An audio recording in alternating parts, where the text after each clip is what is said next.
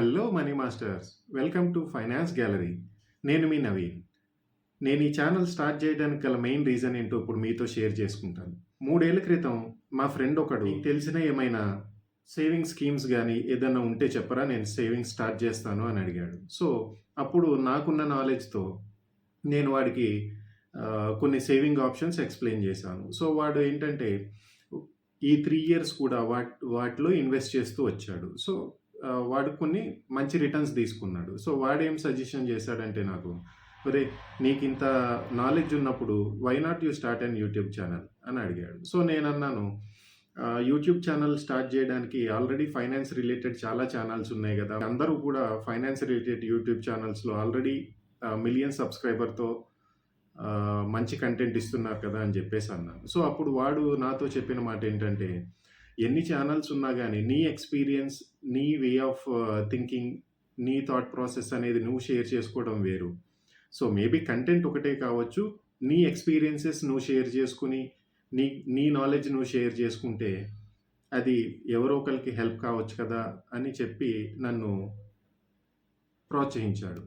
So, నేనిప్పుడు main ఈ channel start చేయడానికి కారణం ఏంటంటే, హ్మ్, ఇన్నాళ్లుగా గత 5-10 ఇయర్స్ నేను ఎక్స్‌పీరియన్స్ చేసిన ఫైనాన్షియల్ క్రైసిస్ గానీ, దాని నుంచి ఎట్లా బయటపడ్డాను, ఎట్లా సేవింగ్స్ స్టార్ట్ చేశాను, సేవింగ్స్ స్టార్ట్ చేసిన తర్వాత ఎక్కడెక్కడ సేవింగ్స్ చేశాను, మీరు కూడా చేయొచ్చు. సో, ఇక్కడ మెయిన్ ఏంటంటే మనం ఎట్లా సంపాదిస్తున్నాం అన్నది కాదు, ఎట్లా సేవ్ చేస్తున్నాం అన్నది ఇంపార్టెంట్.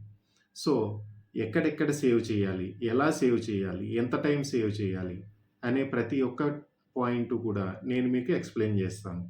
ఇందులో ఈ ఛానల్‌లో ఏంటంటే ప్రతి ఒక్కటి కూడా సిరీస్ రూపంలో పోస్ట్ చేయడం జరుగుతుంది. సిరీస్ ఎట్లా అంటే ఫర్ ఎగ్జాంపుల్ సేవింగ్స్‌లో మీరు టైప్ ఆఫ్ ఇన్వెస్ట్‌మెంట్స్, ఎన్ని టైప్స్ ఆఫ్ ఇన్వెస్ట్‌మెంట్ అనేది ఒక టైప్ ఆఫ్ సిరీస్ ఉంటుంది.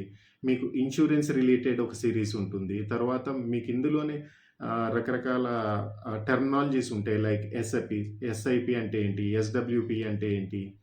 సో, తర్వాత మ్యూచువల్ ఫండ్స్‌లో ఎట్లా ఇన్వెస్ట్ జేయాలి?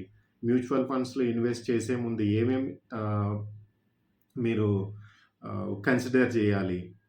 ఎంతకాలం ఇన్వెస్ట్ జేయాలి? సో, లాంగ్ టర్మ్‌కా? షార్ట్ టర్మ్‌కా? అనేది ప్రతి ఒక్కటి కూడా నేను మీతో షేర్ చేసుకుంటాను. సో, అందరిలాగే నన్ను ఆదరిస్తారని కోరుకుంటున్నాను. సబ్స్క్రైబ్ చేయండి. కంటెంట్ నచ్చితే లైక్ చేయండి, షేర్ చేయండి. అందరం కలిసి నడుద్దాం. ఫైనాన్షియల్‌గా ఇండిపెండెంట్‌గా ఉందాం. జై హింద్.